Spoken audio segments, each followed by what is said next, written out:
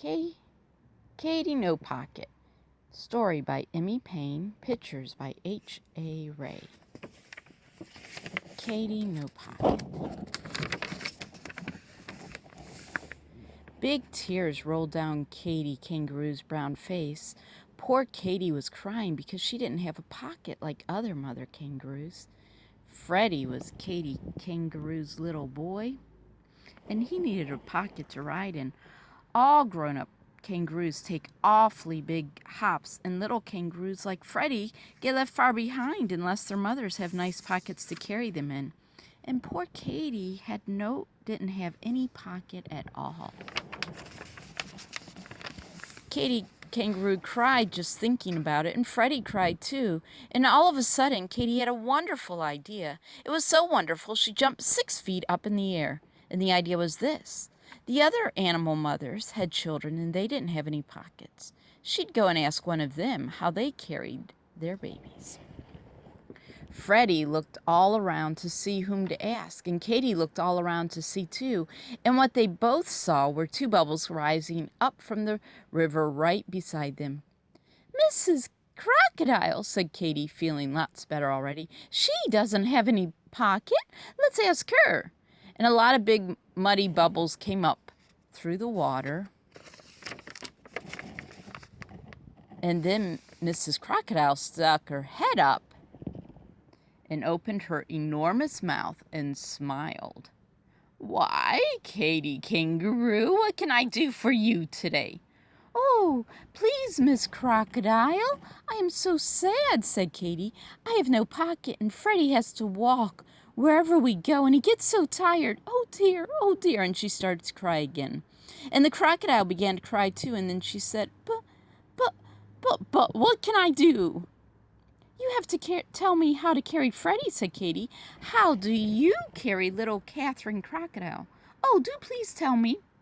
"Why, I carry her on my back, of course," said Mrs. Crocodile. She is so surprised that anyone should know that she forgot to cry anymore.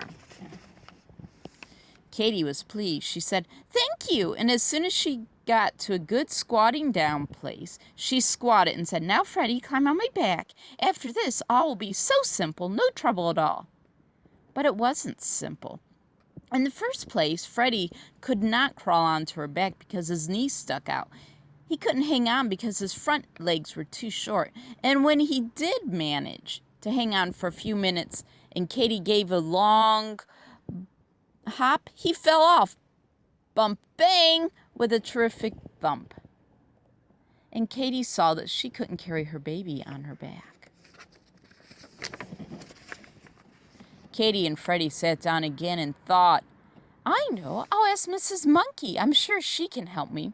So Katy and Fred set off for the forest, and very soon they found Mrs. Monkey.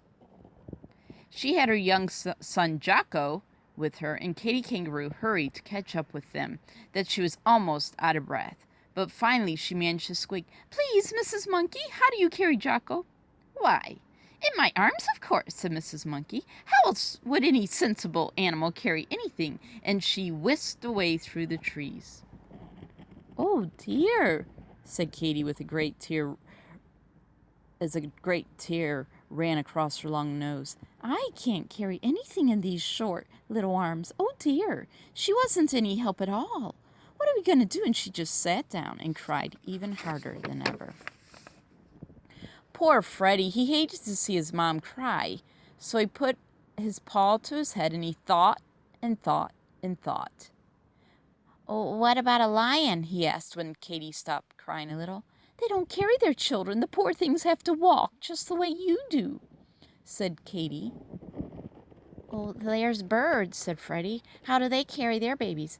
"Birds," said Katy. "The mother birds push their babies out of the nest, and they squawk and shriek and flap their wings about it."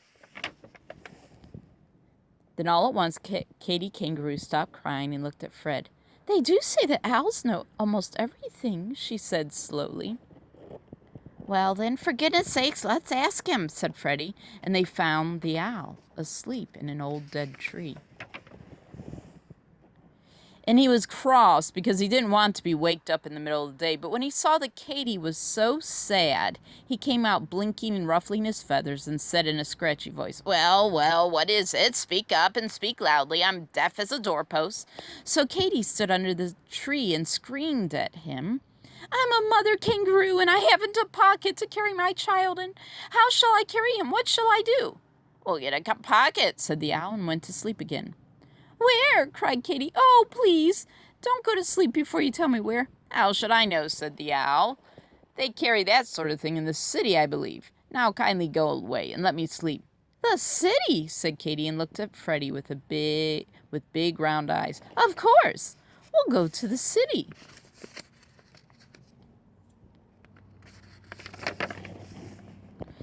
And Katy was so excited that she almost left Freddie behind as she went leaping over bushes and hopping along the path, singing in a sort of hummy way a little song she had just made up. "Hippity hoppity flippity floppy, wasn't it a pity? I didn't know it was to the city I should go."